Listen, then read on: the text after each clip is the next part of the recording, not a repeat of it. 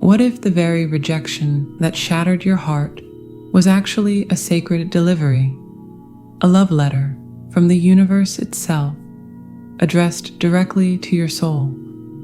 Let's be real. That pain you're feeling, it's not just a broken heart.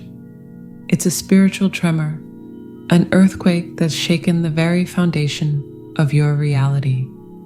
One moment, you were floating in a sea of cosmic certainty, convinced you'd found the one person who finally, truly saw you. The next, you're alone on the shore, wondering how something that felt so divinely orchestrated could end in such silent, brutal confusion.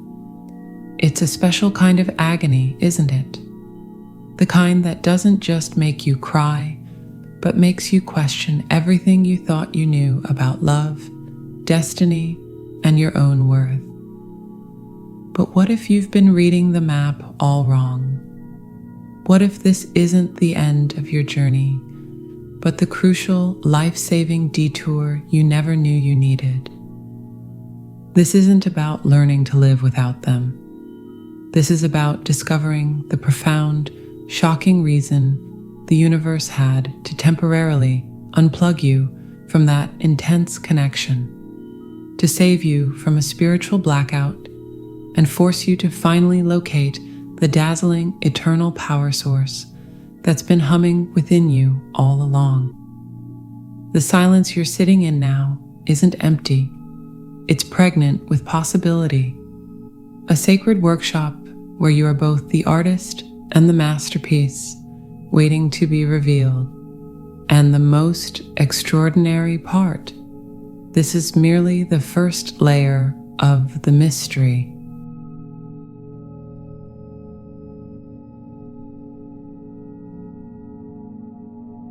Let's get real for a moment.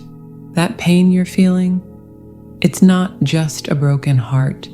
It's a full system spiritual meltdown. It feels like someone reached into your chest, grabbed the very cord that connects you to the universe, and yanked it out of the wall. The lights have gone out, and you're left sitting in the dark, wondering what on earth or in heaven just happened. You thought this connection was forever, the one thing in this chaotic world that was finally, undeniably real. And now, silence, radio static, a void. Here's the secret, the one they don't often talk about in those glossy love and light forums, that silence isn't a punishment, it's a rescue mission. Think of your soul not as a lonely little island, but as a sophisticated power plant designed to generate an incredible, unique frequency of light and love. You've been doing it your whole life, often on a backup generator, running on the fumes of other people's validation, societal expectations, and your own stubborn will. Then you meet your twin flame, and it's like finally plugging into a direct current of something so powerful, so familiar, it feels like coming home. The lights burn brighter than ever before. The music plays louder. Everything is more vivid. You feel powered up. But here's the catch, the fatal flaw in the initial design. In that blissful, chaotic connection, you got a little lazy. Why bother stoking your own internal fires when you can just draw that incredible, easy power from them? Without even realizing it, you started outsourcing your spiritual electricity. Your sense of worth, your joy, your stability, it all began to flow through that connection to them. You became an energy vampire, and so did they. A codependent, high-voltage feedback loop where fear, anxiety, and old wounds started to arc and spark between you like lightning in a storm. And the universe, in its infinite wisdom, saw the coming blowout. It saw the fuse smoking, about to catch, about to burn down the entire beautiful, messy structure you've spent lifetimes building. So, Click. The circuit breaker trips. The rejection, the silence, the brutal, heart-shattering disconnect. That was the cosmic safety switch. It's the ultimate act of divine mercy. It's not that the power is gone. It's that the unsafe, overloaded external connection has been severed to save the entire grid, your grid, from total catastrophic failure. You've been unplugged from the external source, so you can finally be forced to find the master switch within yourself. This is the mystery. The pain you feel isn't the pain of loss. It's the violent, jarring shock of a system rebooting. It's the agony of your own soul's generator grinding back to life after years, maybe lifetimes, of disuse. It's loud, it's messy, it throws off sparks and smells of burning oil. It's supposed to. You're not just turning on a lamp, you're restarting a sun. So you sit in the dark and you grieve. Oh, how you grieve. You grieve the easy power, the borrowed light. But slowly, in that profound and terrifying silence, your ears adjust and you hear it. First a whisper, then a hum, then a steady, resonant thrum. It's not coming from outside your window. It's not coming from your phone, hoping for a text. It's coming from deep within your own core. It's the sound of you, your own frequency, your own power, your own direct line to source, one that was never meant to be mediated by another soul, no matter how divine the connection felt. This journey now is about rewiring. It's the sacred, often tedious work of getting your hands dirty on your own spiritual blueprint. You are learning to plug your appliances of joy, your lamps of self-worth, your computers of creativity directly into your own source. No more extension cords, no more middlemen. When you do this, something miraculous happens. You stop feeling their energy from across town and wondering if it's yours. You stop obsessing. The static clears because you're no longer a receiver picking up crosstalk. You're a sovereign broadcaster emitting a clear, clean signal. And you know the beautiful, ironic joke of it all? The entire purpose of the twin flame journey was to lead you to this exact point of total, utter, glorious self-reliance. The connection was never the destination. It was the map that led you back to yourself. The rejection wasn't the failure of the plan. It was the crucial, pivotal step of the plan, succeeding beyond your wildest dreams. You are being upgraded from tenant to owner, from passenger to pilot, from seeking a light in the world to becoming the lighthouse itself. And the most fascinating part? This is only one side of the alchemical equation. Once you truly master this internal power, you'll start to understand the strange and beautiful dance of the sacred pause that follows. A space where something entirely new, something you haven't even dared to imagine yet, begins to take shape. But that beautiful soul is a story for another moment.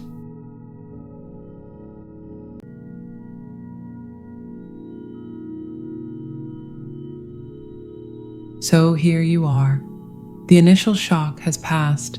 The frantic energy of trying to fix it, to understand it, to win it back, it's burned itself out.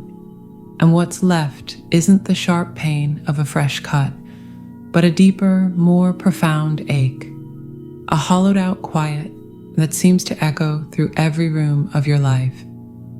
You might mistake this for stagnation, for being stuck.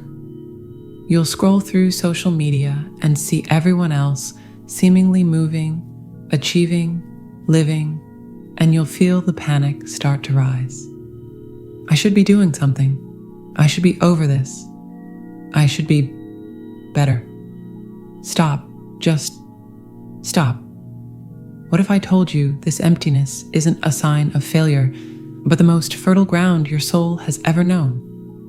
This isn't a waiting room, it's a cocoon.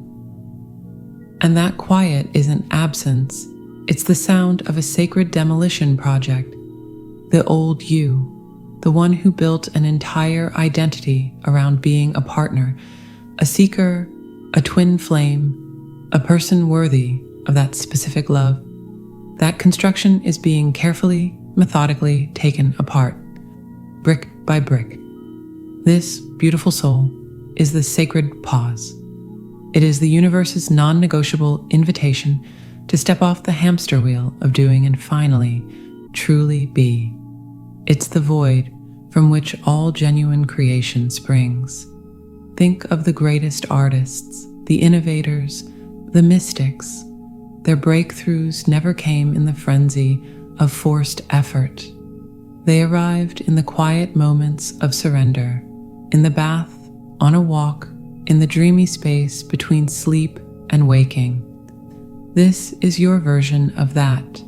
Your twin flame's rejection wasn't a door slammed in your face. It was a door opened into the most terrifying and magnificent room you'll ever enter. The throne room of your own sovereign self. For your entire life, you've been handed blueprints. Blueprints from your parents, your culture, your past traumas, your well-meaning friends. You've been building a house based on someone else's design, the twin of flame connection. It was the earthquake that shook that structure to its very foundations, revealing every faulty beam, every weak joint. The rejection was the final tremor that made it utterly uninhabitable. You can't live there anymore, so now you sit in the rubble. And it's scary as hell. It's disorienting. You don't know who you are without that familiar architecture. But here's the glorious, rarely spoken truth. You are not here to rebuild the same house with nicer wallpaper. You are here in this sacred silence with a blank slate and total creative freedom. You get to be the architect now. Not the tenant, not the caretaker, the architect. This is where the real magic happens. This is the alchemy. It's not about adding more things to your resume or your personality.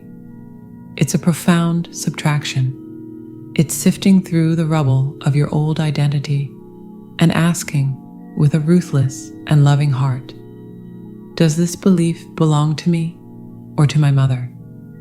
Does this fear serve my highest self, or did I inherit it from a past life? Does this desire truly make my soul sing, or did the world tell me I should want it?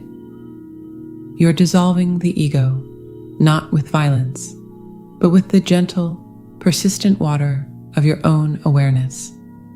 That intense longing you feel for your twin, at its absolute core, it is a misplaced longing for this new, authentic, unimaginably powerful version of you that is waiting to be born.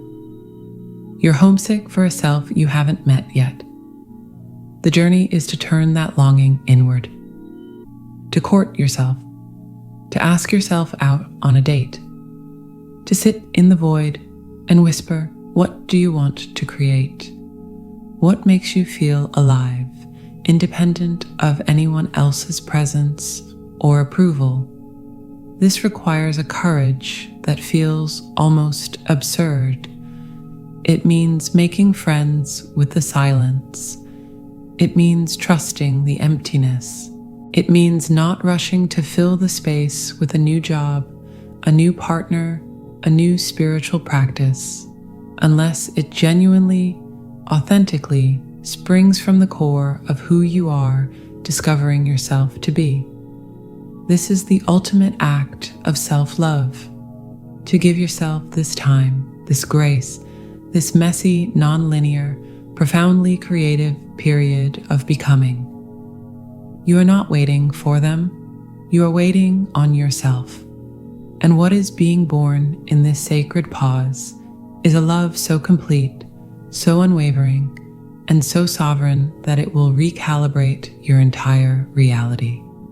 Whether that future includes your twin flame becomes almost a secondary detail, a beautiful potential footnote in the epic story of you, because you will have discovered the true prize of this entire journey, the unshakable, magnificent, and utterly whole love affair with your own soul.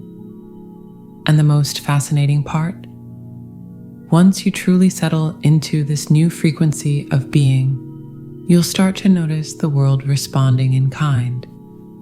But that, dear architect of destiny, is a mystery for another day.